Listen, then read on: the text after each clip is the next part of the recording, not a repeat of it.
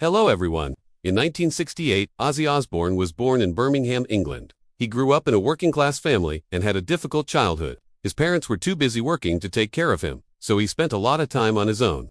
This made him a shy kid, but he found solace in music. He formed a band called Rare Breed while still in high school, but the following year, the band broke up and Ozzy was left without a band. Determined to keep making music, Ozzy placed an ad in a local newspaper, looking for musicians to form a new band. The response was overwhelming, and soon he had more than enough musicians to start a band. They named themselves Black Sabbath after a song by the band Blue Cheer. Little did they know that this would become one of the most iconic names in metal history.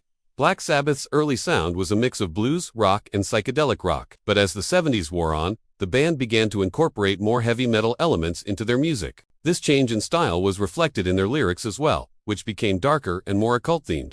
Despite this change, Black Sabbath remained popular, and by 1975, they were one of the top 10 bands in the UK. However, the band's success was short-lived. By the end of the decade, Black Sabbath had broken up, but Ozzy Osbourne was determined to continue making music. So in 1980, he launched a successful solo career. Throughout the 80s, Ozzy released several hit albums, including The Blizzard of Oz, Diary of a Madman, and Bark at the Moon. These albums established him as one of the leading figures in heavy metal music. But Ozzy's substance abuse problems were well known, and they only got worse in the 90s. In 1991, he was arrested for drunk driving, and in 1992, he was arrested for possession of a controlled substance. Despite his personal problems, Ozzy continued to make music. He released several albums in the 90s, including No More Tears, which featured the hit single, I Don't Want to Change the World. But as the decade drew to a close, Ozzy's health began to deteriorate. He was diagnosed with both Parkinson's disease and hepatitis C in 2003. Ozzy made a comeback with the album, The One I'm Gonna Give You.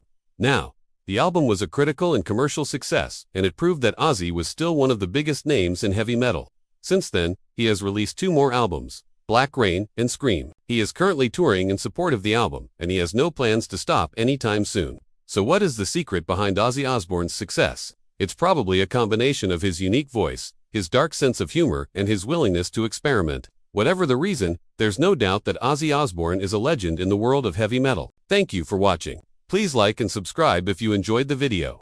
Until next time.